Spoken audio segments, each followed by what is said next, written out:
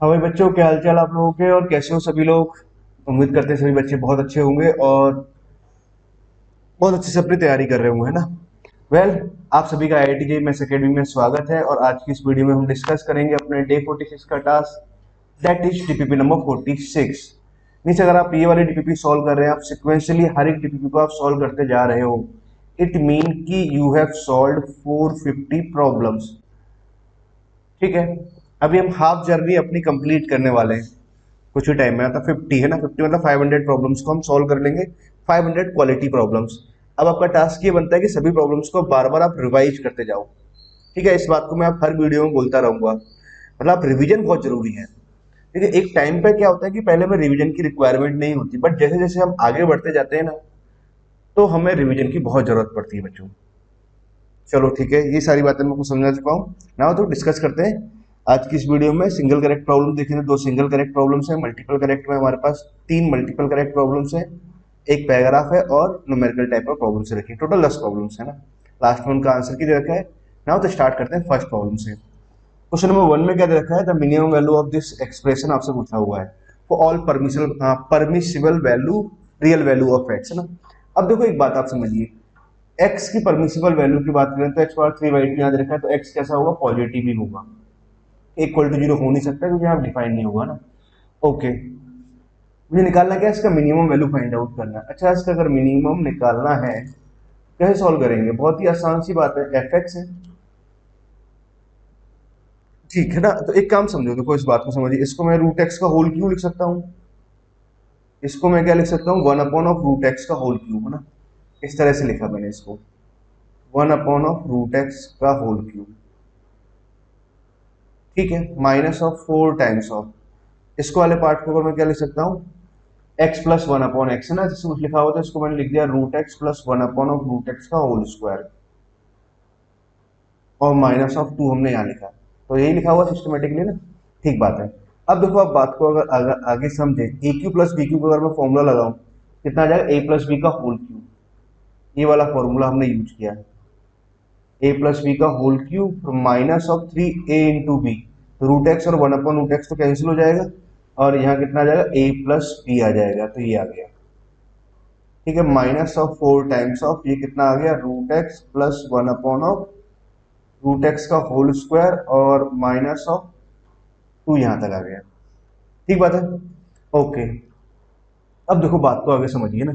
अब एक काम भी करते हैं ना, क्यों ना इस वाले पार्ट को मैं टी एज्यूम कर लूँ। कलर ऐसे लेते हैं, इसको टी एज्यूम किया आपने।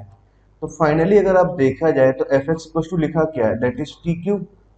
माइनस ऑफ 3t यहाँ से आ जाएगा, माइनस ऑफ 4, इसको t मान लिया तो 4t² यहाँ से आया, प्लस का 8 आ गया। मतलब अगर ये t का फंक्शन था, है ना, एफ ऑफ टी बोल देते हैं। अब देखो टी पे आपने मैप किया, जैसे आप टी पे मैप करते हैं हमेशा टी पे कंडीशंस लिखा करो। टी क्यू यहाँ से आ जाएगा, माइनस ऑफ 4t² यहाँ से आया, माइनस 3t आया, प्लस 8 यहाँ लिखा, और सिस्टमेटिक बेस से हमने इसे लिख लिया ना। टी बराबर कितना आ रहा है, root x plus 1 upon of root x आ रहा है। एम जी एम से आप क्या बोल सकते हैं कि टी ऑलवेज कैसा रहेगा, 2 के इक्वल होगा या 2 से बड़ा ही रहेगा। एक्स इक्वल टू 1 पर 2 आ जाएगा ना। ठीक है, तो हमारे पास में क्या है, टी जो आ रहा है वो ऑलवेज कैसा आ रहा है, 2 के इक्वल आ रहा है, 2 से बड़ा आ रहा है। ठीक है, अब देखो आप, आपके लिए अब ये सवाल रहा मेनली ना, हमें क्या है, उसका एफ एक्स का मिनिमम निकालना था, या फिर कहें कि एफ ऑफ टी का मिनिमम निकाल दे, टी पे मैप कर दिया ना हमने। अब क्या, अब तो आसानी से किया जा सकता है। मैक्सिमम मिनिमा का प्रॉब्लम हो गया, सिंपल क्यूबिक वाला प्रॉब्लम। आप लोग क्या कराओगे, इसको डिफरेंशिएट कराएंगे तो एफ डैश टी हमने लिखा, तो ये आ जाएगा 3t² यहाँ से आया, माइनस का 8t यहाँ लिखा, माइनस का 3 यहाँ आया। क्या इसके फैक्टर्स आ रहे हैं, 9, है ना। तो सब्ट्रैक्ट करने पे कितना आना चाहिए, 8 आना चाहिए। तो हम क्या लिख सकते हैं, 3t² माइनस ऑफ 90 प्लस का t माइनस 3, है ना। कुछ ऐसे लिखा, एफ डैश निकाला तो 3t तो हमने कॉमन ले लिया, तो अंदर क्या आ जाएगा, t-3 plus sign of t-3। तो ये आ जाएगा t-3 और 3t+1। ठीक है, ऐसे कुछ है। टी कैसा लिखा हुआ है, 2 से बड़ा लिखा हुआ है। ठीक है, तो एफ डैश एक्स अपने एफ डैश एक्स निकालते हैं और बराबर 0 करते हैं ना। टी की वैल्यूज कितनी आ जाएगी, यहाँ से एक आ गया -1/3 आया, और टी बराबर कितना है, 3 आया। अगर आप इसका साइन डायग्राम देखें तो प्लस आएगा, फिर माइनस आएगा, फिर प्लस आएगा। इसका साइन डायग्राम की बात कर रहे हैं, बट टी अल्टीमेटली कैसा लिखा हुआ है, 2 से बड़ा लिखा हुआ है। ठीक है, तो मतलब टी तक ऐसे डिक्रीज कर रहा है, फिर 3 के बाद है फिर ऐसे इंक्रीज कर रहा है ना, ऐसे कुछ रहा ना 2 तक, तो से 2 से अगर मैं बात समझूं तो 2 से लेकर ऐसे 3 तक डिक्रीज कर रहा है, फिर ऐसे इंक्रीज किया है ना, मतलब 3 पे कैसा आना है, मिनिमा आना है। तो हमें क्या चाहिए, मिनिमम वैल्यू चाहिए। तो भैया मिनिमम वैल्यू कितना आ जाएगा, एफ ऑफ 3 आ जाएगा मिनिमम वैल्यू। मतलब एफ ऑफ टी का अगर मैं मिनिमम लिखूं तो मिनिमम वैल्यू क्या होगा, एफ ऑफ 3 रहेगा। बस एफ ऑफ 3 यहाँ से निकाल देते हैं। तो 3 क्यू हमने यहाँ किया, यहाँ पुट कर रहे हैं ना, यहाँ पुट करते हुए 3 क्यू जब पुट कराएंगे 27 आ जाएगा, 3 स्क्वायर कितना आ जाएगा, 9 आ जाएगा, माइनस 36 यहाँ से बनाएंगे, 3 जब पुट कराएंगे तो यहाँ माइनस का 9 आएगा और यहाँ प्लस का 8 लिखा हुआ है। ठीक है, तो वो 27 माइनस 36 करेंगे तो कितना हो जाएगा, ये माइनस का 9 तो यहाँ से आ गया, -9 यहाँ से आया, तो ये -9 -18 यहाँ से आया, तो फाइनली कितना आ गया, -10 आया। ठीक है, तो क्या यही आंसर आएगा हमारे पास, तो क्या आएगा, मिनिमम वैल्यू -10 आएगा। क्या आंसर होगा, option b is correct option. क्या दिया हुआ है, फर्स्ट का बी है ना, बिल्कुल सही है। ठीक है बच्चों, फर्स्ट प्रॉब्लम बहुत ही आसान था, कहीं भी कोई ऐसी डिफिकल्टी नहीं थी ना। ओके, अब आती है सेकंड प्रॉब्लम की बात करते हैं ना। सेकंड प्रॉब्लम बहुत ही बढ़िया प्रॉब्लम लगता है मुझे, है ना। क्या कह रखा है कि ये लाइन है, ये ऑलवेज टचेस द इलिप्स ना, ये एक्स और वाई के हर एक वैल्यू के लिए क्या कर रहे हैं, मतलब सॉरी ये जो लाइन है पी के हर एक वैल्यू के लिए हमेशा टच कर रहा है ना। और पी बिलोंग्स टू कितना लिखा हुआ, -1 से लेके +1 के बीच में है ना, वो तो है, ठीक है, इसको डिफाइंड होने के लिए है ना। मतलब ये जो है पी के हर एक वैल्यू के लिए क्या इसको टच कर रहा है। पी की डिफरेंट डिफरेंट वैल्यू डालते जाओगे तो डिफरेंट डिफरेंट लाइन आती जाएंगी, ऐसे आते जाएंगे ना डिफरेंट डिफरेंट लाइन। जितनी भी सारी ये लाइन्स आ रही हैं वो पी के हर एक वैल्यू के लिए सारी की सारी लाइनें क्या कर रही हैं, एलिप्स को से टच कर रही हैं। फिर क्या करना चाहिए, एक काम करना चाहिए, इसको इसके साथ सॉल्व करते हैं, क्या चीज है ना। अब क्या रहेगा हमारे पास, जब सॉल्व कराएंगे तो इसको इसके साथ सॉल्व कराएंगे और डी बराबर आप 0 लगा दोगे ना, एक तरीका है ना।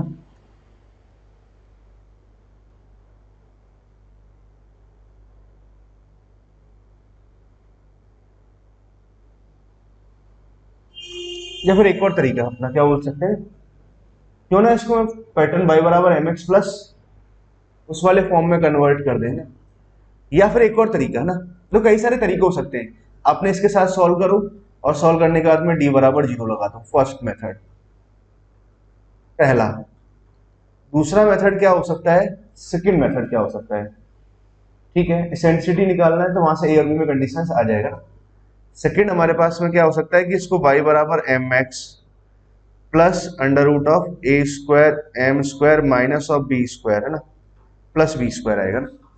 इस वाले फॉर्म में कन्वर्ट करके सिंप्लीफाई कर सकते हैं। और सबसे बढ़िया मेथड मैं आपको सिखाता हूं, क्या कि देखो ये 2px लाइन यहाँ पे लिखा हुआ है, ठीक है, -1 मैंने यहाँ लिखा और y माइनस का y ऐसे लिख लेते हैं, या फिर ऐसा कुछ भी समझ लो ना, आप लोग ऐसे भी बोल सकते हैं। इसको मैंने ऐसे लिखा y under root of 1 minus of p square बराबर 1 माइनस ऑफ 2px, ऐसा कुछ आया, ठीक है। इसका मैंने स्क्वायरिंग किया, स्क्वायरिंग करेंगे तो ये वाई स्क्वायर आएगा, 1 माइनस ऑफ पी स्क्वायर यहाँ से आ जाएगा, यहाँ आ जाएगा 1 स्क्वायर यहाँ से आ जाएगा, 4 यहाँ से आएगा, पी स्क्वायर एक्स स्क्वायर यहाँ से आ जाएगा, माइनस ऑफ 4px यहाँ से आ गया, ठीक है। अब इस बात को समझिए है ना, मैंने एक इसको पी स्क्वायर में क्वाड्रेटिक बनाता हूं, ठीक है। पी स्क्वायर में जब इसे क्वाड्रेटिक बनाएंगे तो पी स्क्वायर का टर्म इधर भी आ रहा है, पी स्क्वायर का टर्म इधर भी आ रहा है, तो मैं एक काम करता हूँ सभी टर्म्स को इस साइड लेके जाता हूँ। तो पी स्क्वायर का टर्म तो यहाँ से कॉमन ले लिया, तो यहाँ तो आ जाएगा अंदर 4x स्क्वायर आ गया ना। पी स्क्वायर यहाँ से जब जाएगा तो यहाँ से बन जाएगा प्लस का वाई स्क्वायर आ जाएगा ना। पी की टर्म्स को मैं लिखता हूँ 4x पी हमने यहाँ लिखा प्लस साइन, अब कांस्टेंट टर्म लिखते हैं तो 1 यहाँ पर आ जाएगा, माइनस ऑफ वाई स्क्वायर हमने यहाँ लिखा, हमने इसे पी में क्वाड्रेटिक बनाया। अब देखो पी के हर एक वैल्यू के लिए क्या होगा, वे इस एलिप्स को टच कर रहा है ना, तो इसका मतलब क्या है कि ये इसका जो डी आएगा, भाई पी की क्या है कि हमारे पास में दो डिफरेंट वैल्यूज नहीं आ सकती, एक ही डिफरेंट वैल्यू, मतलब एक ही वैल्यू आएगी और दोनों वैल्यू कैसे आएंगे, सेम सेम आएंगे ना, ठीक है। तो इसका डी कैसा आएगा, 0 आएगा। देखिए सॉल्यूशन समझना थोड़ा सा ट्रिकी हो सकता है आप लोगों के लिए, बट आप मेहनत करते रहना और इस बात पर ध्यान देना कि कैसे मैं कर रहा हूँ ना, ठीक है। तो डी बराबर आपने 0 लगाया तो हमारे पास हम क्या कर्व ही निकाल देंगे ना। मैं आपको एक हिंट दे दूंगा है ना, हिंट से आपको समझा दूंगा ऐसा क्यों आया, वो आप समझ जाएंगे ना। वाई स्क्वायर है ना, ऐसे कुछ लिखा हुआ है, तो हमने डी बराबर जीरो लगाएंगे, तो डी बराबर जब जीरो आएगा तो यहाँ से कितना जाएगा 16x² यहाँ से है बी स्क्वायर माइनस का 4, ए का वैल्यू कितना है 4x² प्लस वाई स्क्वायर आया, सी का वैल्यू कितना आ जाएगा 1 minus y square equal to 0। 4 से ये 4 ऐसे कैंसिल हुआ है ना, ठीक है, यहाँ 4 बच गया, बचा क्या 4x² तो यहाँ से आया, इसको अंदर मल्टीप्लाई करते हैं, 4x² यहाँ से लिखा, 4x² वाई स्क्वायर हम यहाँ से लिखेंगे, प्लस का वाई स्क्वायर हमने यहाँ से लिखा, माइनस ऑफ वाई पावर 4 बराबर कितना आ जाएगा 0 आ जाएगा। ठीक है, इस वाले पार्ट से ये वाला पार्ट कैंसिल हुआ, माइनस माइनस यहाँ प्लस बनेगा, तो ये आ जाएगा 4x² वाई स्क्वायर यहाँ से है, माइनस ऑफ यहाँ से आ जाएगा वाई स्क्वायर और यहाँ से आ जाएगा वाई पावर 4 बराबर 0। वाई स्क्वायर से आपने और डिवाइड लगा दिया, तो 4x² प्लस का वाई स्क्वायर -1, तो ये बराबर 1 यहाँ लिख दिया, तो एक्चुअली ये एलिप्स आया। ठीक है, मतलब आपके पास जैसे इक्वेशंस दे रखे होते ना, ये लाइन हमेशा कर्व को टच कर रहा होता है, जो भी वेरिएबल है उसको आप क्वाड्रेटिक बनाओ और डी बराबर 0 लगा दो। ठीक है, तो वहां से आपके पास कर्व ही निकल आएगा, मतलब ये एलिप्स निकल आया। तो इस एलिप्स को आपने ऐसे लिख लिया, x² 1/4 और वाई स्क्वायर 1 बराबर 1। तो भैया हमारे पास में जो छोटी क्वांटिटी है उसको आप क्या मानेंगे, b मान लेते हैं, तो इसको b² मान लेते हैं, बड़ी क्वांटिटी को a² मान लेते हैं ना। तो इसेंट्रिसिटी का क्या फॉर्मूला आता है, 1 माइनस ऑफ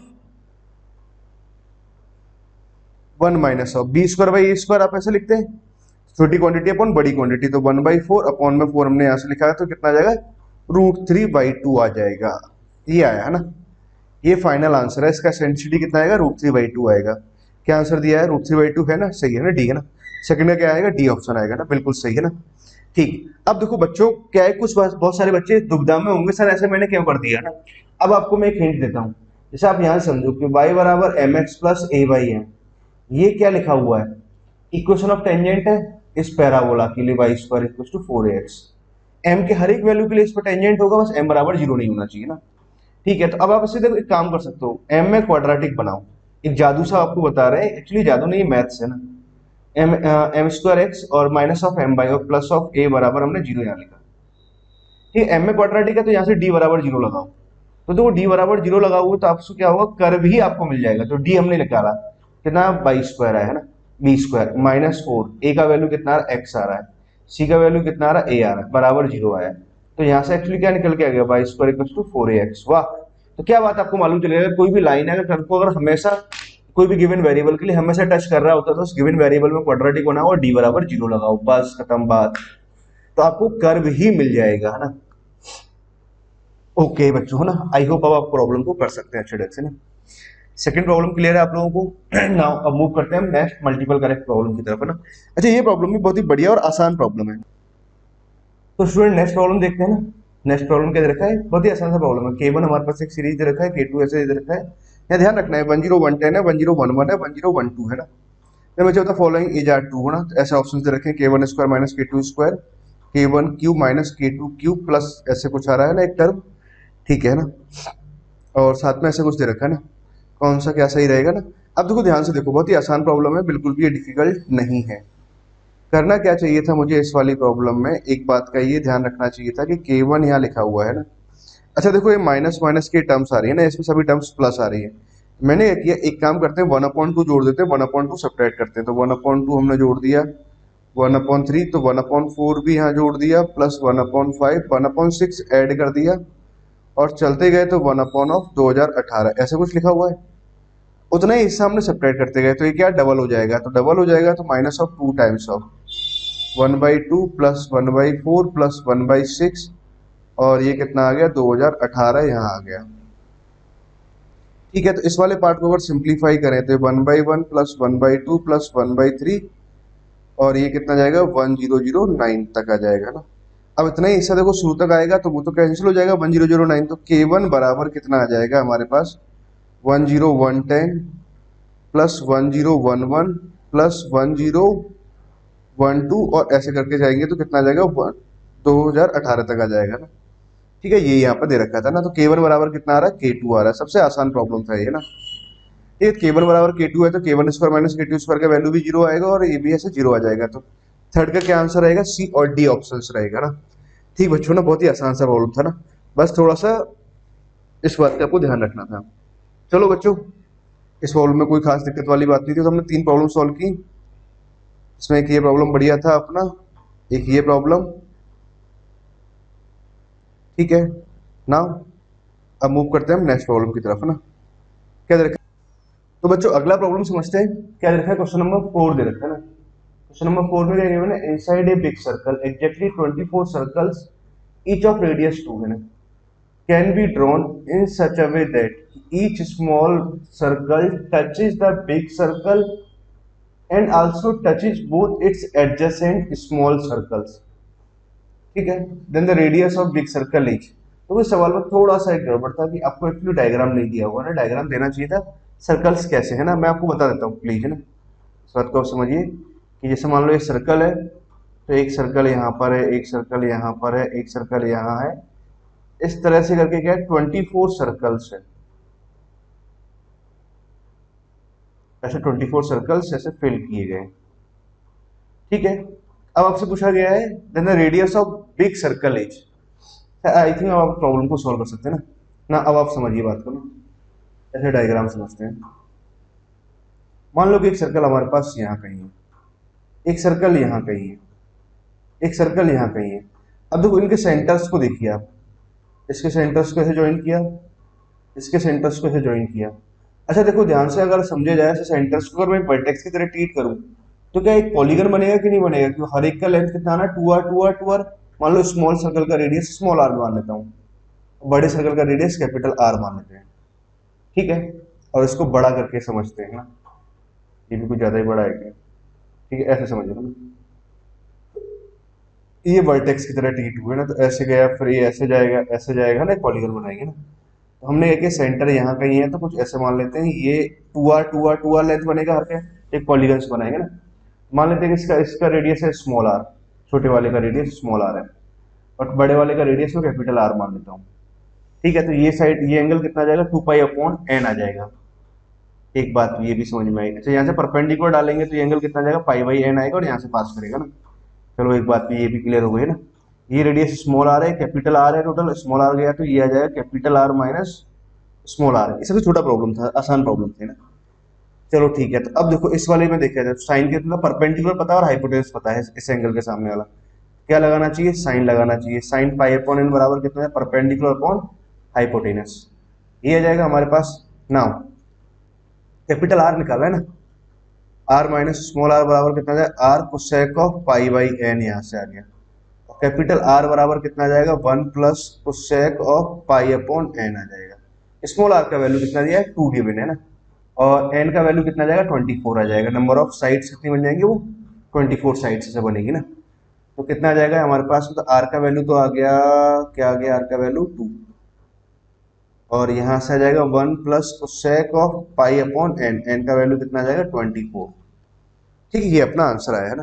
क्या आंसर होगा, एक तो फर्स्ट ऑप्शन आ जाएगा ना, मल्टीपल करेक्ट है तो टिग्नोमेट्री है, तो कुछ ऐसा हो सकता है कि सिंप्लीफाई करके कन्वर्ट हो जाए ना। ये तो कन्वर्ट होगा नहीं ना, चेक कर लेना आप लोग, ये तो खैर होगा ही नहीं ऑप्शंस। ये देखो ध्यान से देखें तो इसका a² प्लस b² लिखेंगे तो 1 आ जाएगा, और 2ab कराएंगे तो कितना बन जाएगा, साइन π/24 बन जाएगा। और जब ऐसे अलग अलग कराओगे तो एक जगह कट जाएगा और एक जगह ये वाला टर्म ही बन जाएगा, मतलब a और d सेम ही बात लिखा हुआ है, ठीक है। तो फोर्थ का क्या आंसर आएगा, एक तो a आ जाएगा और d आ जाएगा ना। फोर्थ का आंसर आएगा a और d, है ना। फोर्थ का आंसर a और d बिल्कुल सही जवाब है ना, ठीक है। तो ये दोनों प्रॉब्लम बड़ी आसान रही थी ना। हर प्रॉब्लम ऐसे आसान रहे ऐसा हो भी सकता है ना, ऐसा नहीं भी हो सकता, ठीक है। कुछ प्रॉब्लम आसान से आ गई आपके पास एकदम से ना, अचानक से ना, आपको लगा कि ये सब क्या हो गया। क्वेश्चन नंबर 5 पढ़ते हैं। A shopkeeper places before you, मतलब एक शॉपकीपर आपके सामने प्लेस करता है 41 different toys, out of which 20 toys are to be purchased. आपको आपके सामने क्या है, 41 खिलौने हैं ना, टॉयज है ना। सपोज एम क्या है, number of ways in which m in which 20 toys can be purchased without any restrictions. मतलब एम तो बहुत ही आसान हो गया, मतलब 41 है आपके सामने, 20 आपको लेने हैं, है ना, परचेज करने हैं। तो एम मैक्स मतलब क्या किया, 41 में से किन्हीं भी 20 का सिलेक्शन कर लो, इनको आप परचेज कर लो विदाउट एनी कंडीशन। से यही हुआ, ठीक है। दूसरा क्या कहना चाहिए, एन क्या है, नंबर ऑफ वेज रखा है in which a particular toys is always to be included. एक पर्टिकुलर टॉय को हमेशा लेना है in each selection of 20 toys. 20 toys आपको लेने ही लेने हैं ना, एक को तो आप ले ही लो, एक को ले ही लिया तो बचे कितने 40, तो 40 में से कितना लेना है आपको 19 लेना है, क्योंकि टोटल 20 चाहिए ना। ये आ गया। आपसे पूछना क्या चाह रहा है, m minus n can be expressed as ना, तो m माइनस एन मतलब 41C20 माइनस ऑफ 40C19, ये आया हमारे पास आंसर। ठीक है, इसको देख करके थोड़ा सा मुझे याद आ जाती है किसकी, सी आर और सी आर प्लस वन की। ये कितना आता है n plus one c r plus one, यहाँ n लिख लेते हैं, यहाँ n लिख लेते हैं। देखो यहाँ अंतर चल रहा है एक का ना, एक काम करते हैं, इस वाले पार्ट को तो मैं ऐसे लिखता हूँ n c r plus one बराबर n plus one c r plus one minus of n c r, ऐसे लिख सकते हैं। ठीक है, तो n प्लस वन, तो यहाँ तो आ गया सी आर प्लस वन है ना, और यहाँ एक कम आ रहा है। ठीक है, इन दोनों का जो डिफरेंस है वो कितना आ जाएगा n है ना। n मतलब कौन सा है, जो छोटा वाला आपका लिखा हुआ है ना, ये 40C इसमें एक जोड़ दे है ना, एन सी, ये आंसर आ रहा है ना हमारे पास में। इन दोनों का डिफरेंस क्या होगा, छोटे वाले में हमने यहाँ तो n तो n ही रहने दिया, c और r प्लस वन आ जाएगा ना, r प्लस वन हमारे पास में, मतलब जो नंबर यहाँ लिखा हुआ वही नंबर यहाँ आ जाएगा, मतलब 40C20 आ जाएगा, कहने वाली बात ये है। ठीक है, अगर ये ऐसा कुछ आ गया तो इसको तो फिर मैं क्या लिख सकता हूँ, 40C20 है तो मतलब हमारे पास में 20 डिक्रीजिंग नंबर स्टार्टिंग फ्रॉम 40, तो 40 14 39 ऐसे करके जाएंगे तो 21 तक जाएंगे, और 1 2 3 अप टू कितना जाएगा 20 तक जाएंगे, यही आएगा इसका वैल्यू। तो ये ऑप्शन डी हमारे पास बिल्कुल सही है। ठीक है, अब आगे की बात समझे ना, कुछ फैक्टोरियल के फॉर्मेट में भी दे रखा है, तो एक काम करते हैं ना, आपको पता ही है, इसको मैं क्या लिख सकता हूँ 40 फैक्टोरियल अपॉन में क्या लिख सकते हैं 20 फैक्टोरियल और 20 फैक्टोरियल।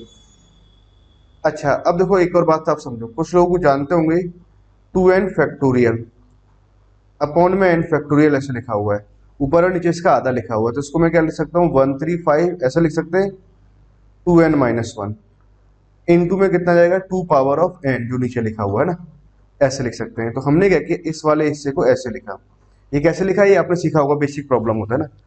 40 फैक्टोरियल को तो मैं क्या लिख सकता हूँ 40 और उसका आधा फैक्टोरियल यहाँ लिखा हुआ है, तो आई कैन राइट 135 और 39, तो यहाँ लिखा, इन टू में कितना लिख सकते हैं 2 पावर 20 यहाँ लिख देंगे। ठीक है, और अपॉन में कितना आ जाएगा 20 फैक्टोरियल आ जाएगा, ये आंसर आएगा। ऐसा कुछ गिवन है क्या, है ना, 135 आएगा ना, 2 नहीं आएगा यहाँ पर, सॉरी ना, 135 और 2 पावर 10, 2 पावर 10 वाला तो आंसर ही नहीं, 2 पावर 20 है ना, यहाँ लिखा हुआ है 135 19 यहाँ से आ रहा है, 20 फैक्टोरियल यहाँ पर आया है ना। 10 फैक्टोरियल क्यों बोलना चाह रहा है, तो भाई हमारे पास तो क्या है कि ये ऑप्शन भी नहीं होगा, 135 39 यहाँ लिखेंगे, 20 फैक्टोरियल यहाँ लिखेंगे, तो फिर 2 पावर 20 आना चाहिए।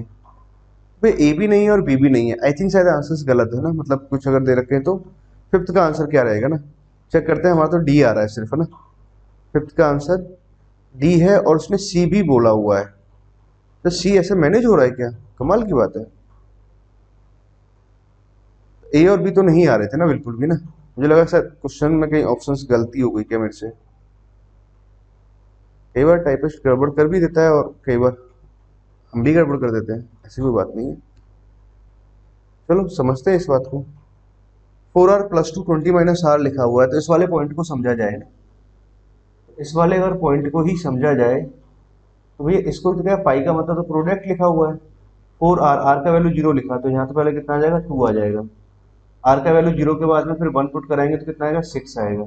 अच्छा, ऊपर एक एपी चलेगा, कॉमन डिफरेंस इसका 4 रहेगा, तो 2 6 के बाद 10 आएगा, 14 आएगा, और चलते जाएंगे तो 19 का जब यहाँ पर मल्टीप्लाई कराएंगे तो 4 टाइम्स कितना आ जाएगा यहाँ पर 20 76 आ जाएगा, 76 और प्लस का 2 किया तो हमने 78 आया, अपॉन में है ना, आर का वैल्यू अपने 0 डाला तो कितना है 20 आया, और 19 डालेंगे तो 1 आएगा, तो 1 2 3 ऐसे करते जाएंगे तो ये 20 तक आ जाएगा ना।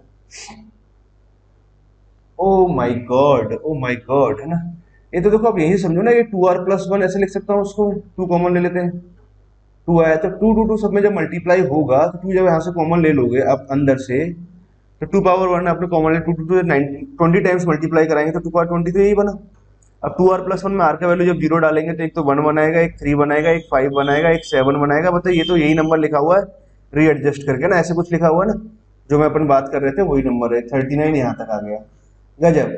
और यहाँ से कितना आ जाएगा, 20 फैक्टोरियल आ जाएगा। तो ये बात बैठ रही है ना, 2 पावर 20, हाँ 2 पावर 20, 20 फैक्टोरियल 135 से 39 तक आ रहा है। वेरी गुड ना, सी ऑप्शन आएगा बच्चों ना, बिल्कुल सही है ना। ओके, बहुत ही बढ़िया ना, सही, लाजवाब है ना। ओके, क्वेश्चन नंबर 5वां हमने सॉल्व कर लिया ना। आगे मूव करते हैं हम नेक्स्ट प्रॉब्लम की तरफ। हाँ तो बच्चों भाई, अब क्या है, नेक्स्ट प्रॉब्लम सॉल्व करते हैं अपना। क्वेश्चन नंबर, एक पैराग्राफ दे रखा है, क्वेश्चन नंबर 6 एंड 7 सॉल्व करते हैं ना। अच्छा देखो, ये वाली प्रॉब्लम बहुत ही बढ़िया प्रॉब्लम है ना, इसमें आप कुछ कुछ बातें आप सीखोगे ना। बहुत ध्यान से मेरी बात को समझना। क्या दे रखा है, कंसीडर एक 3x3 मैट्रिसेस दे रखा है ए और बी है ना, एंड सेटिस्फाइंग दिस कंडीशन, इस कंडीशन को सेटिस्फाई कर रहा है, इस कंडीशन को सेटिस्फाई कर रहा है। सी ट्रांसपोज, मतलब वो ट्रांसपोज के बारे में बता रहा है ना। ठीक है, A is a non singular matrix दे रखा है, determinant of A square plus determinant of B square is equal to क्या होगा, ये पूछना चाह रहा है ना। ठीक है, और a b is equal to क्या होगा ना, इस तरह से पूछा हुआ है। अब देखो प्रॉब्लम को बहुत ध्यान से समझना और बहुत ही ध्यान से सॉल्व करते हैं। ए इज इक्वल टू कितना गिवन है हमारे पास, adjoint of B minus of B transpose, ये गिवन है। बी बराबर कितना है, adjoint of A minus of A transpose. ठीक है, ऐसे गिवन है ना। थोड़ा बहुत सिंप्लीफाई करते हैं ना। एक काम करते हैं, यहां से मैं बी ट्रांसपोज निकालता हूं। तो बी ट्रांसपोज जब निकालेंगे तो adjoint of A minus of A transpose और इसका ट्रांसपोज, हम दोनों का फॉर्मूला लगाते हैं तो कितना आता है, फॉर्मूला ये होता है ए प्लस बी का ट्रांसपोज क्या आएगा, a transpose plus b transpose. पहला फॉर्मूला तो ये लगा, ठीक है। और दूसरा फॉर्मूला क्या आता है, एडजॉइंट ऑफ ए का जो ट्रांसपोज है उसको मैं क्या लिख सकता हूँ, एडजॉइंट ऑफ ए का ट्रांसपोज लिख सकते हैं। ठीक बात। तो हमने यहाँ से लिखा adjoint of A transpose minus of A, हमने यहाँ लिखा। ठीक है ना। उसके बाद में देखो एक और पॉइंट समझो, यहां से अगर मैं इसको समझूं कि a प्लस बी ट्रांसपोज बराबर कितना आ रहा है, एडजॉइंट ऑफ बी आया।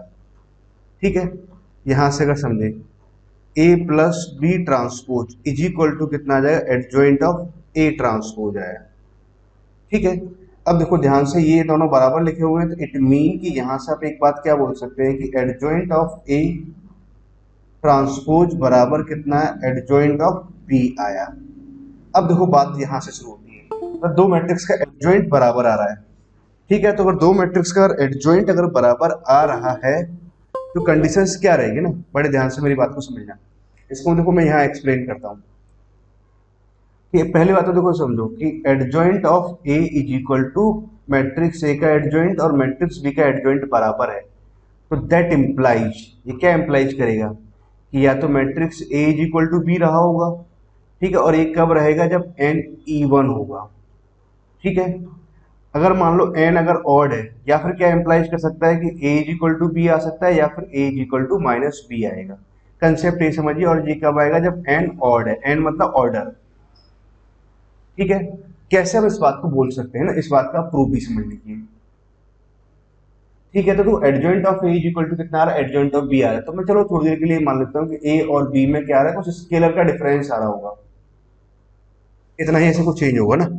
ठीक है, अगर स्केलर का डिफरेंस है तो हमने एक ही जगह हमने एडजॉइंट ऑफ के बी डाल दिया, मतलब एक ही जगह हमने के इंटू बी लिखा, के इंटू बी बराबर कितना आ रहा, एडजॉइंट ऑफ बी लिखा। के को अगर जब बाहर निकालोगे तो के पावर n माइनस वन आएगा, और एडजॉइंट ऑफ बी यहाँ से आया, that is equal to adjoint of b आना चाहिए। दोनों को अगर बराबर होना है तो भाई इसकी वैल्यू को क्या होना चाहिए, 1। तो अगर मैंने क्या किया, के पावर n माइनस वन का वैल्यू हमने 1 ले लिया, तो k का वैल्यू कितना आया, 1/n माइनस वन आया। ठीक है, अब देखो ये किस बात पर डिपेंड करेगा कि n इवन है कि ऑड है। अगर n इवन हुआ तो n का वैल्यू यहाँ से कितना, ए ऑड आ जाएगा, तो के पे कितना पावर, जब ऐसा पावर लगाएंगे तो फाइनली एक ही वैल्यू आएगा। अल्टीमेटली मैं ये कहना चाह रहा हूँ ना, ठीक है ना। अगर मान लो n ऑड हुआ तो ये इवन बनेगा, इवन बनेगा तो मान लो कि 1/4 बन रहा है, तो 1/4 है तो एक रूट 1 आएगा, एक रूट -1 आएगा। ठीक है, बाकी दो इमेजिनरी आ रहे होते हैं उनको हटा देते हैं ना, तो हमारे पास क्या पॉसिबिलिटी रहेगी, ये आएगा ना। ठीक, तो मैं आपको यही बात समझाना था, यही मेन कंसेप्ट था इस सवाल के अंदर, जो आपको बहुत ध्यान देना था ना। तो अब आप बात को समझिए, सवाल पर आते हैं। तो देखो हमारे पास में क्या है, n ऑड है ना, एज नॉन सिंगुलर दे रखा है, और मैंने क्या होता है, इवन है तो एक ही वैल्यू आएगा, और ऑड है तो दो वैल्यू जाने की संभावना है ना। ए बराबर बी रहेगा, ए बराबर माइनस बी रहेगा, और ऑर्डर उसका इतना है दोनों। अब देखो यहाँ पे क्या ऑर्डर कितना आ रहा है इसका, 3x3 आ रहा है, दोनों का ऑर्डर है ना, दोनों सेम ही ऑर्डर के होने है ना। तो यहाँ से मैं क्या बोल सकता हूँ कि या तो ए ट्रांसपोज का वैल्यू बी आ रहा होगा, या फिर ए ट्रांसपोज का वैल्यू कितना आएगा, माइनस ऑफ बी आएगा। पहली बात तो हमें ये ध्यान रखना है, ठीक है ना। ठीक, अब देखो यहाँ से मैं क्या बोल सकता हूँ कि भाई determinant of a, that implies मैं क्या बोल सकता हूँ कि determinant of a is equal to कितना आएगा, डिटर्मिनेंट ऑफ बी आएगा। एक बात हम ये भी कह सकते हैं, बिल्कुल कहा जा सकता है, ठीक है, दोनों के डिटर्मिनेंट बराबर आएंगे ना। अब देखो बात को समझिए, ए ट्रांसपोज का वैल्यू हमने क्या ले लिया, बी ले लिया। ए ट्रांसपोज का वैल्यू हमने बी ले लिया, चलो यहाँ पे समझो, ए ट्रांसपोज का वैल्यू हमने अब बी रखा, बी को मैं इधर लेके आया तो 2b बना, मतलब 2b बराबर कितना आ जाएगा, तो 2b बराबर कितना आ जाएगा, ये आ रहा है एडजॉइंट ऑफ b आया। एक बार फिर से देखिए, a ट्रांसपोज का वैल्यू हमने b रखा, b को इधर लेके जाएंगे 2b बनेगा, 2b बराबर एडजॉइंट ऑफ a, सॉरी ना, मुझे भी वो चेक ही करना था ओके है ना, इतना आ गया ना। अब आप बात को समझिए ना, अब ऐसे कुछ लिखा हुआ है नाउ, तो मैंने बहुत सारे डिटर्मिनेंट ले लिया, तो डिटर्मिनेंट लेंगे तो 2 टाइम्स ऑफ, सॉरी ये तो बहुत ही गलत तरीके से डिटर्मिनेंट ले रहे हैं, तो फिर क्या कराएंगे, 2 times of determinant of 2b है ना, बराबर एडजॉइंट ऑफ a का डिटर्मिनेंट, ऐसे कुछ आ जाएगा। ठीक है, तो 2 को तो आपने बाहर निकाला, तो यहाँ 2 आ जाएगा, this is determinant of b आ गया। इसको मैं क्या लिखूंगा, डिटर्मिनेंट ऑफ a पावर कितना आ जाएगा, n-1 आएगा, मतलब 2 आ गया। Determinant of a is equal to कितना दे रखा है, डिटर्मिनेंट ऑफ b, दोनों के डिटर्मिनेंट बराबर है ना। तो एक काम करते हैं एक और बात है ना, a और b हमारे पास उसने बोल रखा है कि a is a non singular, तो भैया हमारे पास डिटर्मिनेंट ऑफ b कैसा आएगा, जीरो नहीं आएगा है ना। Determinant of a and determinant of b, देखो उसने क्या बोला है, समझो बात को, a is a non singular है, अगर a is a non singular, determinant of a non zero है, तो डिटरमिनेंट ऑफ b भी कैसा आएगा, नॉन जीरो आएगा। ठीक है, तो अब आपने यहाँ से अगर बात को समझे, 8 यहाँ लिखा हुआ determinant of a, determinant of a का होल स्क्वायर, तो यहाँ से कट करेगा, डिटरमिनेंट ऑफ a जीरो तो होगा नहीं, डिटरमिनेंट ऑफ a का वैल्यू कितना आ जाएगा, 8 आ जाएगा। तो डिटरमिनेंट ऑफ a का वैल्यू भी 8 आएगा, डिटरमिनेंट ऑफ b का वैल्यू भी 8 आएगा। तो आपसे पूछा क्या गया है, इसके डिटरमिनेंट का होल स्क्वायर प्लस इसके डिटरमिनेंट का होल स्क्वायर क्या आएगा, है ना। 8 का स्क्वायर तो कितना आ जाएगा, 64 प्लस 64 कितना आ जाएगा, 128 आ जाएगा ना, सी ऑप्शन रहेगा ना। ठीक, एक तो ये बात रही है ना। अच्छा दूसरा केस और समझिए ना, खैर अभी तो आंसर तो यहीं से निकल गया, दूसरा होगा क्या पॉसिबल, ये समझते हैं ना। यहाँ तक हमारे पास कुछ दे दिया है ना। अब देखो, अगर ए ट्रांसपोज इक्वल टू अगर माइनस बी है, तो अब यहाँ समझो ए ट्रांसपोज का वैल्यू कितना आ रहा है, माइनस बी आ रहा है, ये डालते हैं ना, minus one s plus b हो जाएगा, तो एडजॉइंट ऑफ ए कितना आ जाएगा यहाँ से, दैट इम्प्लाइज एडजॉइंट ऑफ ए कितना आ रहा है, जीरो आ रहा है। अच्छा एडजॉइंट ऑफ ए अगर जीरो आया तो determinant of A power n-1 बराबर जीरो आएगा, डिटरमिनेंट ऑफ ए यहाँ से कैसा आ जाएगा, जीरो आ जाएगा, जो कि कैसा हो जाएगा, रिजेक्टेड, मतलब ये वाला केस रिजेक्ट हो जाएगा, ये तो पॉसिबल ही नहीं रहेगा। समझ गए आप लोग मेरी बात को ना, तो सिर्फ यही आंसर यहाँ से आया है ना। फर्स्ट तो बहुत ही क्लियर है, कहीं कोई समस्या नहीं है ना। सेकंड की बात और समझते हैं ना, थोड़ा इसको नीचे करते हैं।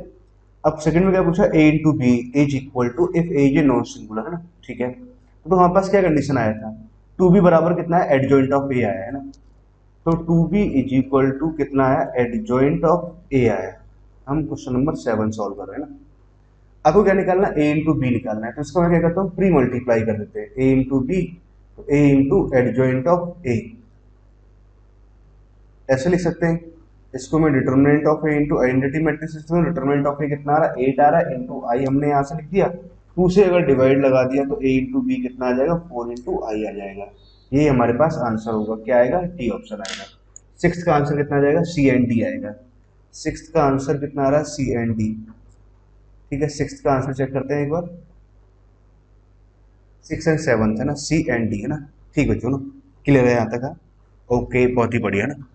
ना तो मूव करें अगली प्रॉब्लम की तरफ ना, अगली प्रॉब्लम चलते हैं, क्वेश्चन नंबर 8। एक तो ये है, एक ये प्रॉब्लम है, और ये प्रॉब्लम है, चलो ठीक है। तीनों प्रॉब्लम छोटी छोटी सी और अच्छी प्रॉब्लम्स है ना। इसमें क्वेश्चन नंबर 8 वाला प्रॉब्लम ना बहुत ही बढ़िया प्रॉब्लम है, बहुत ही बढ़िया, मुझे बहुत अच्छे से, मतलब ये प्रॉब्लम मुझे बहुत अच्छा लगता है शुरू से ना। तो कई साल हो गए इस प्रॉब्लम कराते कराते, बताते बताते, तो I like this problem. Question number 8 में क्या लिखा हुआ, इफ ए बराबर इतना दे रखा है और कॉस से कॉस टू ऐसे कुछ दे रखा है ना, कॉस में से प्रोडक्ट दे रखा है और ए का वैल्यू ये दे रखा है ना, बड़ा ध्यान से समझना होता है ना। तो आपको इसका वैल्यू निकालना है। सिंपल सी बात है, पहले तो मुझे इसका के का वैल्यू निकालना है, के का वैल्यू को यहाँ डालेंगे तो ये तो बस निकल ही आएगा ना। अब बात है कि हमारे पास इस सीरीज का वैल्यू हम कैसे निकालें। तो देखो ये बहुत ही समझदारी से आपको समझना होता है कि ट्रिग्नोमेट्री की बहुत सारी प्रॉब्लम्स को आपको बहुत ध्यान देना पड़ता है। तो 1/k मैंने यहाँ लिखा है ना, तो यहाँ क्या लिखा हुआ है, cos A cos 2a cos 3a cos 4a है ना, ऐसे चलते जा रहे हैं। और कॉस ऑफ हमारे पास कितना आ जाएगा, 999a आया है ना। बहुत ध्यान से समझना, मैंने क्या किया, इसका एक जोड़ीदार ढूंढा। जोड़ीदार मतलब क्या ढूंढा इसका, मतलब एक सीरीज हमने ढूंढी साइन ए साइन 2a। सर ये कैसे ढूंढ लिया आपने, बेटा ये एक्सपीरियंस और अनुभव और प्रैक्टिस से ही आ रहा होता है ना। आप भी जब ऐसे प्रैक्टिस करेंगे तो कभी भी ऐसे प्रॉब्लम्स दिखेगी तो आपके पास एक दिमाग में थॉट हो सकता है, माइंड में, कि क्या ऐसे सोच सकते हैं, क्या सोच के देख सकते हैं। अगर आगे बात बन रही हो तो ठीक है बात बनाएंगे, नहीं बात बन रही तो पीछे आ जाएंगे, कुछ और तरीका सोचेंगे। यही तरीका है ना। ठीक है, तो इन दोनों को मैंने क्या मल्टीप्लाई किया, मल्टीप्लाई किया तो p इंटू के यहाँ पर आया। और मल्टीप्लाई करते टाइम बड़ा ध्यान रखा कि यहाँ लिखा साइन ए और यहाँ लिखा कॉस ए, ऐसे जोड़ी में जमा के रखा है, साइन 2a कॉस 2a। थोड़ा थोड़ा आपको भी हिंट लग गया होगा, साइन 3a और कॉस 3a। और यहाँ पर जब जाएंगे तो sign of 999a cos of 999a है ना। ठीक है ना। अब देखो यहाँ साइन ए कॉस से आ रहा है तो कितने टर्म्स है हमारे पास, 299 टर्म्स है ना। तो 2 इसको दिया, 2 इसको दिया, 2 इसको दिया, 2 इसको दिया, 2 कितने बार दे दिया हमने, 99 टाइम्स दे दिया। तो यहाँ कितना जाएगा, 2999 यहाँ आ गया ना। ठीक है, बैलेंस हो गया। ठीक, अब देखो यहाँ से अब कहानी शुरू होती है, बहुत ही ध्यान से समझना। पी बाई के तो मैंने यहाँ लिखा। अब आपको देखो ये सारी बातें आप क्या धीरे धीरे आप लिंक करना शुरू करेंगे, कैसे हमने क्यों माना। ठीक है, अब आपको समझ में आएगा। यहाँ फॉर्मूला लगाएंगे, साइन 2 आ जाएगा, साइन 4 आ जाएगा, साइन ऑफ 6 आ जाएगा ना। अब देखो फॉर्मूला लगाते टाइम ना आप बड़ा ध्यान से मेरी बातों को समझना पड़ेगा ना। अब मैं यहाँ पर बातें समझाऊंगा, ऐसा कुछ लिख दिया। ठीक है, अब देखो इन दोनों का मिड टर्म कौन सा बनेगा, ये यहाँ पर जा रहा है, 999 यहाँ जा रहा है, तो दोनों को ऐड किया तो 1000 आया, बाई 2 किया तो 500 ए आया ना। साइन ऑफ 500 ए तो मतलब उसका जो आ जाएगा साइन 500 वाला बनेगा, कॉस 500 तो ये आ जाएगा साइन 1000, साइन ऑफ 1000 ए आया। इस बात को समझा।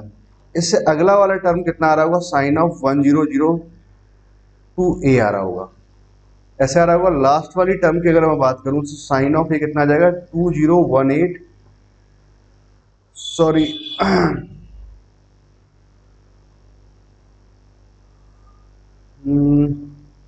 साइन 2 है ना। तो 999 का डबल हमारे पास में कितना आ जाएगा, हमारे पास 2000 यहाँ से आया, 2000 में से हमने 1018 आया, सॉरी 1098, 1098 है ना। 2000 में से 2 कम कर देते हैं, 1098 ए आया। ठीक है, यहाँ तक की बात आई है ना। अब देखो आप बात को, मेरी बड़ी बात को बहुत ध्यान से समझना ना प्लीज, है ना। अब आप देखो यहाँ से समझना शुरू करिए ना इसके मिड टर्म को। इसको मैं थोड़ा अलग से आपको दिखाता हूँ। साइन ऑफ 1000 ए की बात करेंगे, और आपको दे रखा है ए कितना दे रखा है, 2π/1,999 दे रखा है ना। तो साइन ऑफ यहाँ लिखा हुआ है 1000, यहाँ लिखा है ए का वैल्यू 2π/1,999। ठीक है ना। इस वाली टर्म को अब मैंने ऐसे लिखा, साइन ऑफ 2π को तो बाहर ही निकाल देते हैं, या फिर चलो ऐसे लिखते हैं, इसको लिखा मैंने 1,999 माइनस ऑफ 999, ऐसे कुछ लिखा, अलग अलग कर देते हैं ना। तो यहाँ से देखो अब इस वाली टर्म को मैंने ऐसे लिख दिया और आपने एक इसको अंदर मल्टीप्लाई कर दिया, तो 999 तो कट गया, तो 2π आया है ना। 2π यहाँ पर बना और ये 2π यहाँ से बनेगा, 999 यहाँ आ जाएगा, अपॉन में कितना आ जाएगा, 119 यहाँ पर आया। साइन ऑफ 2π माइनस थीटा की अगर मैं बात करूँ, ठीक है, तो क्या बनेगा, ये माइनस ऑफ साइन थीटा बनेगा, माइनस ऑफ साइन ऑफ, ठीक है ना, थीटा बना। अच्छा देखो इसको आपने ए मान रखा है, तो भैया ये तो हमारे पास में कितना आ जाएगा, साइन ऑफ 999 ऑफ ए आ गया, अल्टीमेटली ये आया। ठीक है, ये आया है ना इसके बारे में। अब मैं अगले टर्म के बारे में बात कर रहा हूँ ना, इस वाली टर्म को बहुत ध्यान से देखना। साइन ऑफ 1002 ए की बात कर रहे हैं, तो हमने इसको लिखा साइन ऑफ साइन ऑफ हमने इसको लिखा 1002, तो हमने यहां से लिखा ठीक है, और यहाँ पर कितना आ जाएगा, ए का वैल्यू हमने ऐसे लिख दिया, सॉरी ए का पहले तो ए का वैल्यू रख देते हैं। बहुत ध्यान समझना ना, यहाँ पे कैलकुलेशंस आ रही है ना, 2π/1,999 ऐसे कुछ लिखा। अब देखो इसको मैं ऐसे लिख सकता हूँ साइन ऑफ, इसको आप समझिए कि इसको वाले पार्ट को समझो आप।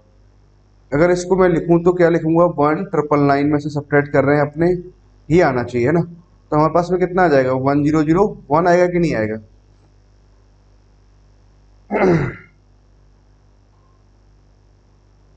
Sorry sorry sorry sorry sorry 97, 999 जा रहे हैं, तो अब हमारे पास में क्या चाहिए, हमें दो टर्म बढ़ानी है, तो यहाँ पर 997 चाहिए।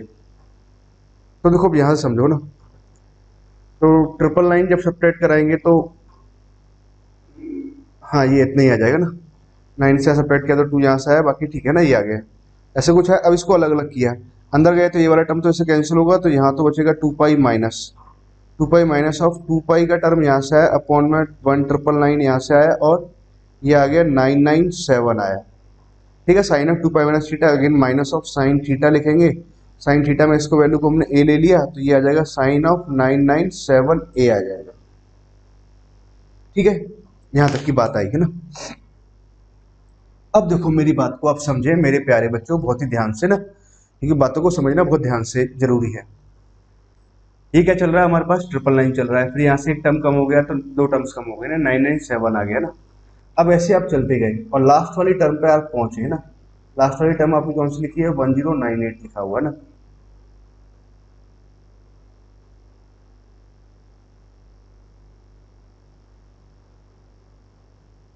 यहाँ मैंने गलती लिख रहा था, 2000 में से एक कम गया तो हमारे पास में वन,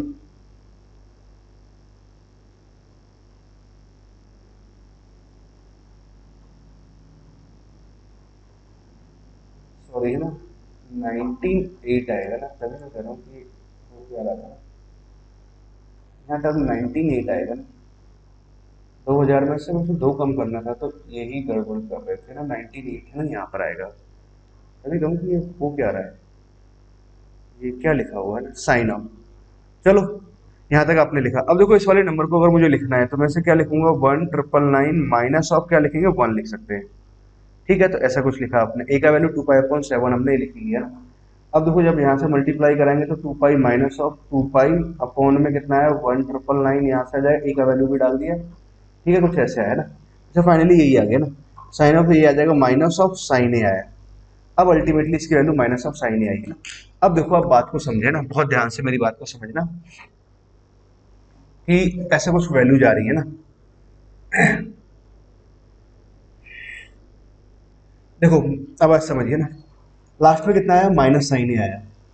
यहाँ कितना लिखा हुआ है, साइन 2 ए लिखा हुआ है। ठीक है, लास्ट में से पहले बनेगा साइन 3 ए, यहाँ आ जाएगा साइन 4 ए, यहाँ से बनेगा साइन 5 ए, यहाँ आ जाएगा साइन 6 ए, ऐसे आ जाएगा। ठीक बात है ना। ये हमारे पास मिड टर्म थी।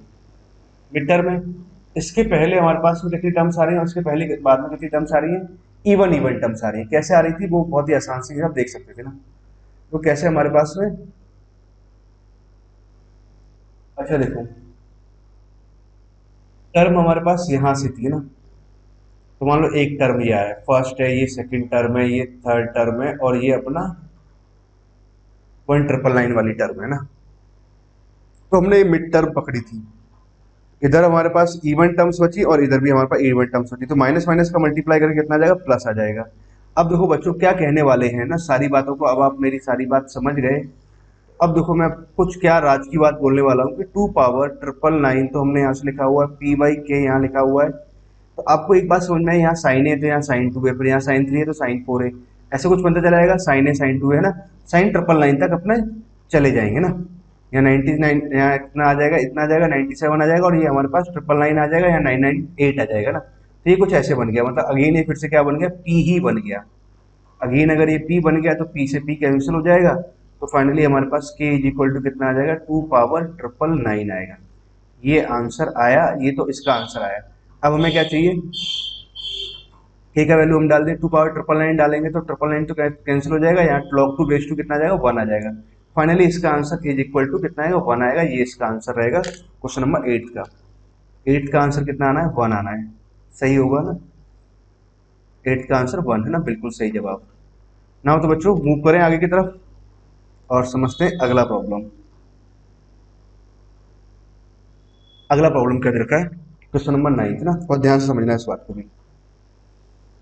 A1 से लेकर ऐसे कुछ 101 आर इन अर्थमेटिक प्रोग्रेशन दे रखा है, ऐसे कुछ टर्म्स दे रखे हैं, इसका सम 10 है। A1 A2 A2 A3 दे रखा है ना, कि तो क्लास में किया हुआ प्रॉब्लम हुआ ना।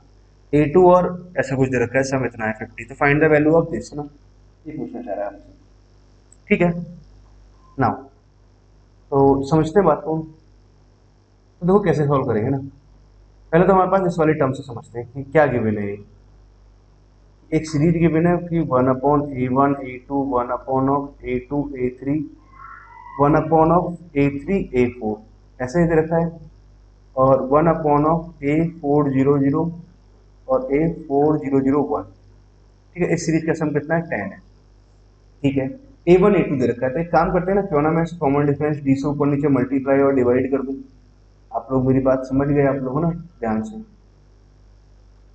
अच्छा, इस डी को मैं लिख दूं A2 माइनस A1, इस डी को लिख देते हैं A3 माइनस A2, इस डी को लिख देते हैं A4 माइनस A3, और इस डी को लिख देते हैं A4001 माइनस ऑफ A400, ठीक है।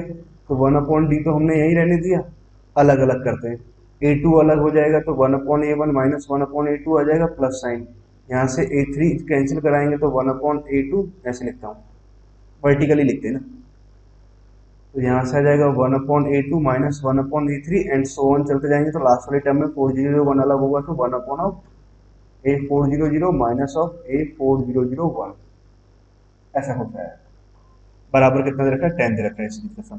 अच्छा, एक से कटेगा, एक से कटेगा, ऐसे कुछ आएगा, ये टर्म इस टर्म से कैंसिल हो जाएगा, ठीक है। तो अल्टीमेटली कितना आया, 1/T तो हमारे पास यहाँ रहा, यहाँ से आया 1/A1 माइनस 1/A4001 बराबर में कितना आ जाएगा, 10 आ जाएगा, ठीक है। बात को समझते हैं और अच्छे ढंग से समझते हैं ना।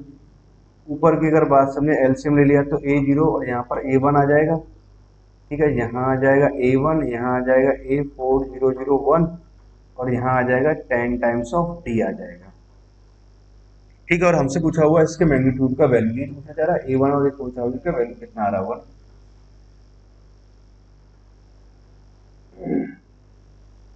ठीक है। तो देखो यहाँ पे फॉर्मूला लगाएंगे तो A1 आ जाएगा 4000 और D आ जाएगा ना, इसको भी और सिंप्लीफाई कर लेते हैं। इसको अगर मैं लिखूंगा तो A1 यहाँ से लिखेंगे n-1, मतलब एक कम यहाँ पर आ जाएगा 4000, D यहाँ से आया माइनस A1 यहाँ से आया, ठीक बात है। तो 10 टाइम्स ऑफ D तो हमारे पास ये आ जाएगा, और A1 यहाँ से आया, A4001 यहाँ पर आया, A1 से A1 कैंसिल हो गया, D बचा, तो D से D कैंसिल हो जाएगा। तो फाइनली बहुत कुछ आता जा रहा है ना, A1 से लेकर के A4001 तक यहाँ तक आया हमारे पास, इसका वैल्यू आया 10 यहाँ पर है, तो इसको डिवाइड कराएंगे तो कितना आ जाएगा, 400 आ गया, मतलब ये आया अल्टीमेटली। तो कहने वाली बात ये है, A1 और A4001 का वैल्यू कितना आ रहा है, 400 आ रहा है, ठीक है ना। पूछना क्या चाह रहा है आपसे, A1 माइनस ऑफ, मतलब इसका अगर मैं वैल्यू लिखूं A1 प्लस, ब्लैक में लिखते हैं A1 प्लस D, A1 से A1 कैंसिल हो जाएगा, और यहाँ पर कुछ ऐसा है, मतलब D का वैल्यू अगर निकाल दे तो हमारे पास इसका आंसर निकल जाएगा ना, ठीक है। तो A1 से लेकर के हमारे पास ये वैल्यू आ गई। अच्छा, अब एक और बात समझें, A2 प्लस A इतना दे रखा है ना, मतलब क्या दे रखा है कि शुरू से अगर A1 से लेकर इतना आ रहा है, तो शुरू से अगर दिखाया सेकंड टर्म, लास्ट से सेकंड टर्म का सम कितना आ रहा है, ये आ रहा है, तो हमें पता है ना शुरू से फर्स्ट टर्म और लास्ट टर्म के क्या आएगा, सम के बराबर आएगा, मतलब ये तो कितना है A1 प्लस A4001 का सम भी कितना आ जाएगा, ये आ जाएगा 50, ठीक है। अच्छा, इन दोनों का आपको सम पता है, इन दोनों का प्रोडक्ट पता है, इन दोनों का आपको डिफरेंस ही तो निकालना है, ठीक है। ये तो मैं डायरेक्ट ही लिख सकता हूँ ना, कैसे लिख सकते हैं, ऐसे लिख सकते हैं A1 माइनस ऑफ A4001 का हमने स्क्वायर लिखा, इसको मैं क्या लिख सकता हूँ, A1 प्लस A4001 का होल स्क्वायर लिखा, ठीक है। बैलेंस करना है तो यहाँ पर 2 टाइम्स बनेगा, तो यहाँ -4 टाइम्स ऑफ A1 A4001 लिख देते हैं, बस ये आंसर आ गया हमारे पास में।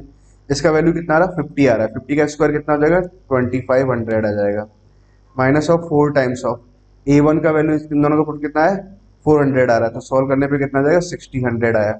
सब्ट्रैक्ट करने पे आ जाएगा 900 और स्क्वायर रूट जब निकालेंगे तो कितना आ जाएगा A1 माइनस ऑफ A4001 का स्क्वायर रूट निकालेंगे तो ये आ जाएगा 30।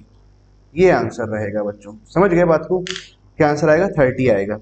क्लियर है बच्चों आपको? देखो बहुत ही आसान था प्रॉब्लम ना, ज़्यादा डिफिकल्ट नहीं है तो ज़्यादा लोड नहीं लिया। नाइन्थ का आंसर कितना आ जाएगा 30 आंसर आ रहा है। चेक करते हैं नाइन्थ का आंसर क्या है। नाइन्थ का आंसर 30 है ना, बिल्कुल सही जवाब है ना, कहीं कोई समस्या नहीं है। ठीक है, नाइन्थ का क्या आंसर आ रहा है 30, सही है ना, बिल्कुल सही है। ना हो तो बच्चों आगे मूव किया जाए ना। अब आगे मूव करते हैं हम, क्वेश्चन नंबर 10 की तरफ चलते हैं ना। क्वेश्चन नंबर 10 देखो आपको दिखाई दे रहा होगा, नहीं तो आपको मैं लिख देता हूँ एक बार फिर से ना। वैसे आपने उसमें डीपीपी के अंदर देख लिया होगा तो वहां से आप समझ जाओ। क्वेश्चन नंबर 10 में क्या दे रखा है, के का वैल्यू है 1 2 3 अप टू 100 तक रखा है, सच दैट की ये लिमिट हमारे पास दे रखा है, ये 0 आना चाहिए। अब देखो बात को बहुत ध्यान से समझना, मैं इस प्रॉब्लम को लिख रहा हूँ। क्या कहना चाह रहा है कि limit of n tends to infinity ना, कॉस ऑफ, इसको मैंने ऐसे लिखा k पाई बाई 3, ठीक है, इसका स्क्वायर किया और पावर में कितना आ रहा है m आ रहा है, ऐसे लिखा है इसको मैंने। यहाँ क्या लिखा हो, cos square of k pi by 5, ऐसा कुछ लिखा हुआ है। और इस पे पावर कितना आ रहा है n आ रहा है, ठीक है, ऐसा कुछ लिखा हुआ है। और k का वैल्यू कितना है 1 2 3 अप टू 100 तक है, और इन दोनों का क्या आ रहा है ऐसे, इसका जो लिमिटिंग वैल्यू है वो 0 आ रहा है, ठीक है। अब देखो आप बात को समझिए ना कि लिमिटिंग वैल्यू अगर 0 आ रहा है तो क्या क्या संभावनाएं होती हैं। पहले आप कंसेप्ट समझिए, कंसेप्ट को ऐसे समझना चाहिए कि यहाँ थोड़ी जगह बनाता हूँ मैं ना, यहीं से आप समझिए ना। जैसे अगर मान लो कि आपके पास में लिखा हुआ है तो कुछ कुछ पॉइंट्स आपको ये पता होता है कि अगर मान लो कि a पावर x है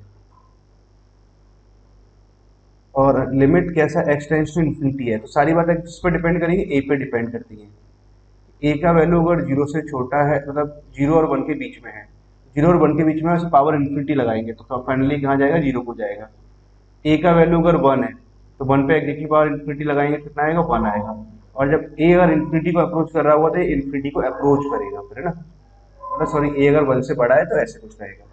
क्या समझाना चाह रहे हैं, ये समझाना चाह रहे हैं कि भाई इससे कॉस स्क्वायर है, x है, पावर इसमें मान लो आपने n लगाया और लिमिट हमने लिखा n टेंस टू इन्फिनिटी, तो देखो इसकी जो वैल्यू है, तो भाई कॉस स्क्वायर तो हमेशा कैसा होता है, 1 से छोटा होगा या 1 के इक्वल होगा। तो जब अपना कॉस स्क्वायर x 1 से छोटा होगा या 0 के इक्वल हो जाए तो इसका लिमिटिंग वैल्यू कितना आ जाएगा, 0 आ जाएगा। और जब कॉस स्क्वायर x का वैल्यू 1 हुआ तो 1 पावर इन्फिनिटी लगाएंगे तो फाइनली इसका वैल्यू कितना आएगा, 1 आएगा। ये आ जाएगा इसका आंसर, है ना, ये। अब क्या है कि 1 कब बनेगा, जब कॉस x कैसा हो, पाई का इंटीग्रल मल्टीपल हो, मतलब पाई हो, 2 पाई हो, 3 पाई हो, मतलब n पाई हो। क्योंकि कॉस स्क्वायर है तो पाई पे वैल्यू -1 आएगा, -1 का स्क्वायर +1 बन जाएगा, 2 पाई पे तो 1 आना ही था ना, ठीक है। तो पाई का इंटीग्रल मल्टीपल बने, है ना। अब सवाल ये है कि इसका लिमिटिंग वैल्यू 0 आ रहा है, तो क्या क्या संभावनाएं हो सकती हैं। ऐसा हो जाए कि भैया जैसे k है, अगर मान लो कि k 3 का मल्टीपल बन रहा है ना, तो हमने देखा k 3 का मल्टीपल बने, k का अगर हम देखें k 3 का मल्टीपल हो, k जो मल्टीपल ऑफ 3 है मान लेते हैं, k क्या है, मल्टीपल ऑफ 3,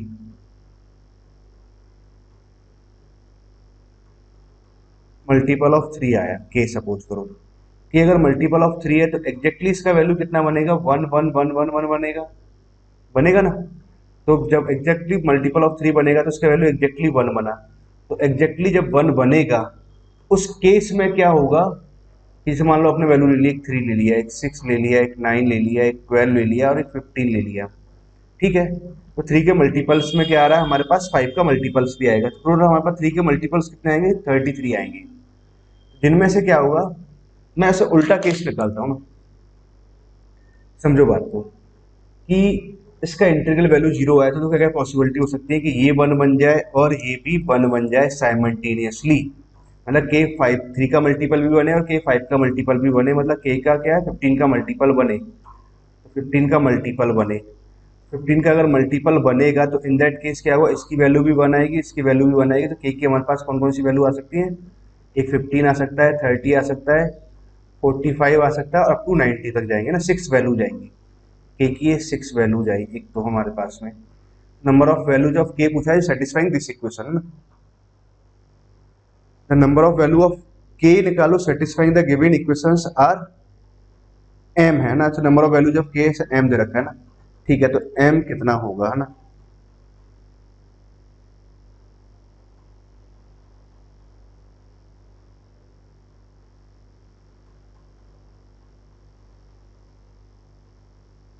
यहाँ पर ये एन है ना, ये इसने एन दे रखा है, एम ही पूछ लिया ना, मतलब यहाँ पे एन मान लो ना, कुछ इस तरह का ना, समझिए ना।